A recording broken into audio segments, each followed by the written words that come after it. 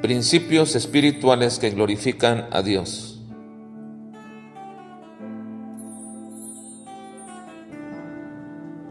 Principio espiritual 181. Por más oculto que sea nuestro pecado, no se puede esconder de la mirada omnipresente de Dios. Su palabra siempre nos redarguirá para reconocerlo y confesarlo. Segundo libro de Samuel, capítulo 10 al capítulo 12. Una vez más tenemos que recordar un aspecto del pecado y de la santidad de Dios. Y es que cuando nosotros pecamos, estamos pecando contra Dios. Así que cualquier acto que hacemos para ofender o lastimar a un semejante, y por más que lo podamos planear y tratar de esconder de delante de aquellas personas a las cuales ofendimos, ellas quizás nunca se den cuenta de todas las acciones como que provienen de nosotros. Pero nos hemos olvidado algo sumamente importante. Nosotros no estamos pecando contra ellas, estamos pecando contra Dios.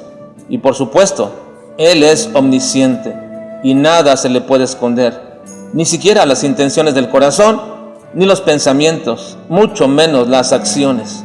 Así que nunca deberíamos olvidar que todo lo que nosotros hacemos siempre estará bajo la mirada escrutadora de nuestro Dios. Porque si nosotros pensáramos contra los hombres solamente pecar, entonces muchas de las veces podríamos salir bien librados de dichas acciones. Pero como todo pecado se hace en contra de Dios, entonces es ahí que no podemos escaparnos nunca, porque Él todo lo ve. Y siendo sus hijos, Dios siempre utilizará su palabra para redarguirnos de ese pecado. Su Espíritu Santo hará esa obra en nosotros a fin de que podamos entender lo malo y pecaminoso que son nuestras acciones, con el propósito de traernos a un arrepentimiento delante de Dios. Eso será siempre la labor del Espíritu Santo, hacernos reconocer nuestro pecado y llevarnos al arrepentimiento.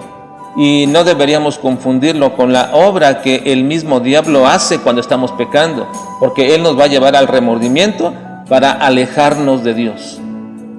David cada día más se hacía fuerte y estaba conquistando todo el norte y todo el sur de la tierra que Dios le había dado. Prácticamente no había nadie que le pudiera hacer frente. Dios manifestaba su beneplácito para con David, pero como siempre sucede, una vez más que nos sentimos seguros, llenos y satisfechos, entonces comenzamos a relajarnos en nuestra vida y eso afectará indudablemente nuestra vida espiritual. Casi siempre después de una gran victoria nos viene un relajamiento físico y deberíamos tener mucho cuidado en ello, porque juntamente con el relajamiento físico normalmente viene también un relajamiento espiritual. Y ese momento es precisamente el que el diablo ha estado buscando, un pequeño resquicio de nuestra vida para entonces devorarnos. Lo aprovechará y es precisamente que pasó así con David.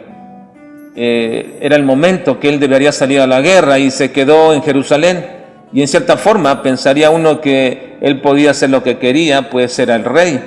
Así que en ese día se quedó y se levantó muy tarde, miró hacia el terrado y vio a una mujer bañándose en la terraza, así que entonces la codició y la tomó y ella quedó embarazada. Y luego entonces, al saber que era la esposa de uno de sus valientes, lo manda a traer para que tratar de esconder su pecado y él vaya y duerma con ella, haciéndole pensar que el embarazo sería precisamente por causa de él.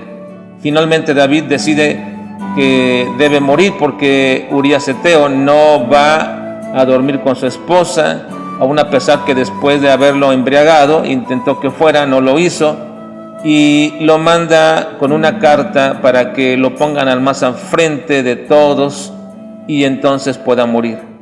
Esto que hizo David, nos dice la narración, fue desagradable a Dios, por lo cual Dios mandó al profeta Natán para que lo amonestara por causa de su pecado, quien utilizó una parábola para hacerle ver lo desagradable qué fue lo que hizo.